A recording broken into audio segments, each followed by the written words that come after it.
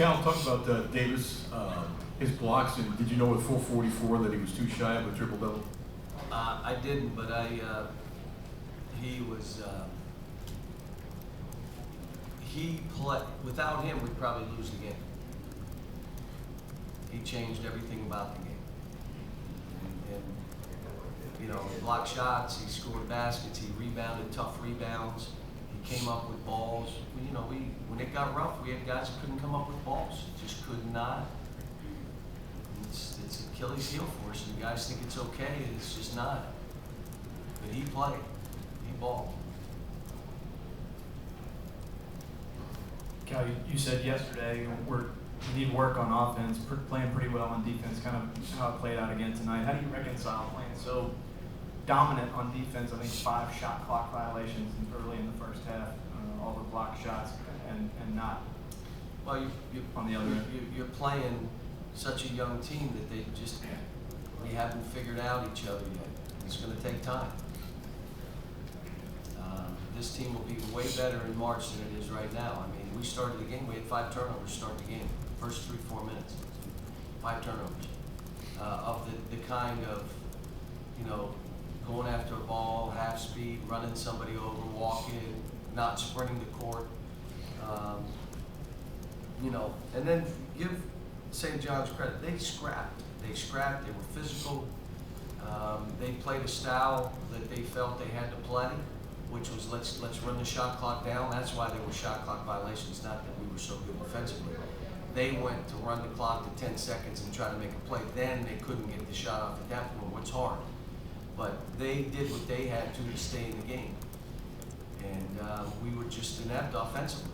I mean, we started the game, we had 16 points. I'm like, are we going to get to 20 this half? And so, again, you know, we got a ways to go. I don't know what else to tell you. You know, with Anthony locks so many of those controls and keeps them in bounds and it creates possessions of it, is that something you teach or is that just something he's done? I'd like to take all the credit for that, how I teach. But the reality of it is, that's him. He's just, you know, he's a great shot blocker. You know, we blocked a lot of shots today. You know, we had some steals. You know, it's a hard game to play when the other team's winding that clock down. And there's going to be a lot of teams play us this way. That's how they'll play us. Terrence put up a lot of numbers. Do you think Davis sort of inspires him, especially on the defensive end? Terrence is going to have to play better these next 2 games. He's going to have to. It's not even about numbers. You got to come up with balls. You got to be the guy on the court, being where you're supposed to. You got to show leadership by coming up with balls and taking charges. These next 2 games are vital because you cannot count on young players, freshmen, to go in there in these kind of games, the next 2 that we have. The next 2 are going to be ridiculously hard for us to win. And so if we don't have that from him, it's going to be really hard for us. Because again, if it's not him, you're counting on freshmen. Cal, at the beginning of the game, with them milking the clock and playing someone also on offensive end, do you feel your team showed some amount of patience? We did okay.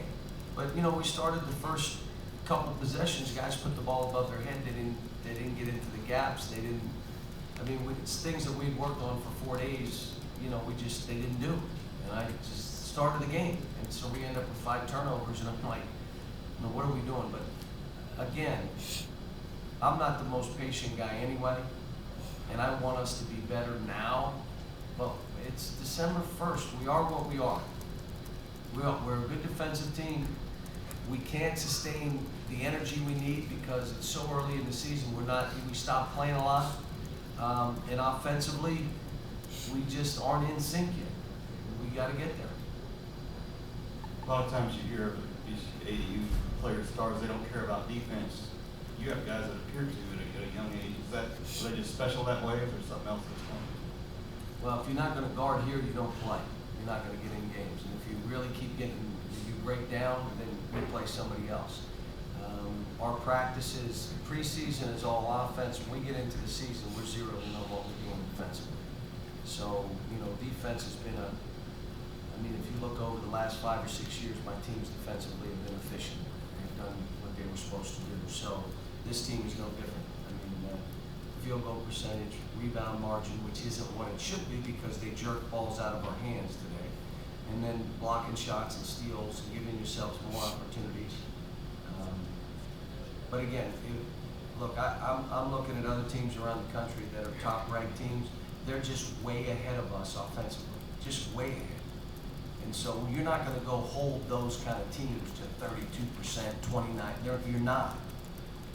But you certainly can't shoot 39, score 39% of the time and turn it over as much as we've been.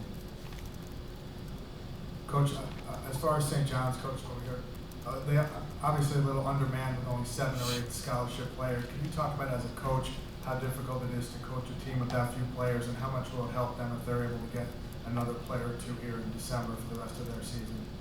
Well, if I'm one of those 7, I'm really happy. Because those 7 are playing every minute, and if the option is I play less minutes and we have more guys, I imagine everybody in that room says, we're good with who we have. But what happens is when they add guys that can give them some shooting, maybe some driving ability, I think you're going to see a different team. And they, like I said, they played us as well as anybody who's played us. They really did. I mean, I got to give them credit. Cal, obviously Anthony blocks a lot of shots, yet he does not foul much. What is that about? And did you think he had a block late in the game that didn't seem like much of a foul? But anyway, wondering if you saw that. I didn't see that, but when he leaves his feet, he fouls.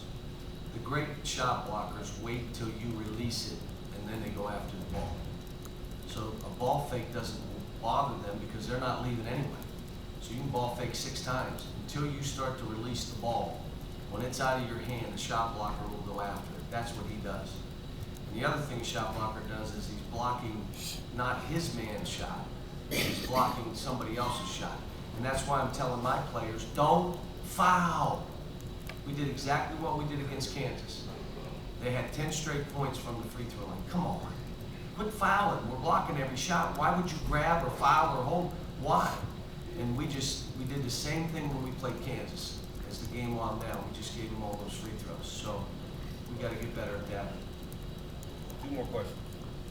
Coach, 18 block shots, 18 block shots school record. Just a little bit about what that does defensively.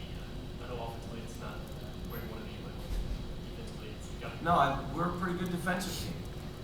We've been this way all year. We haven't had 18 blocks, but we've had 10, 11. I mean, you know, and the other side of it is most teams haven't done what this team did. Most teams try to beat us shooting threes. So they'll play a zone, they may hold it a little bit, but they're trying to shoot threes to beat us. This team went inside, which is why we had 18 blocks. Coach, in the back here, how much have you looked at North Carolina and what we do tomorrow? Well, first of all, I got to watch this tape tonight.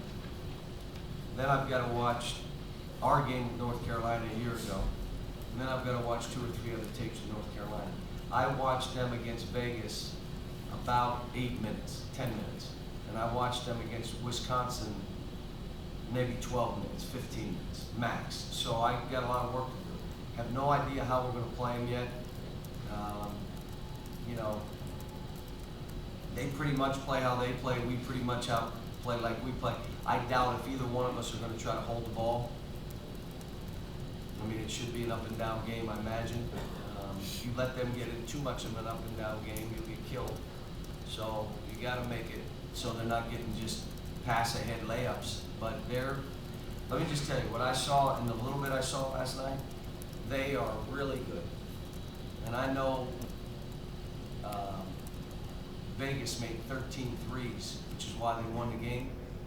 And they really fought like heck and did a pretty good job. But they came back against a Wisconsin team that's even more physical and tougher than the Vegas team and really did a pretty good job on them. So I think they've bounced back and recovered from that. They're a good team. They're really good. Coach, I know you haven't seen a lot of tape on them, but how would tonight's performance work out on Saturday for you guys? If we played like tonight, Yes. yeah, I'd be a very sad coach after the game, I would say. We got to play better than we play. Thank you.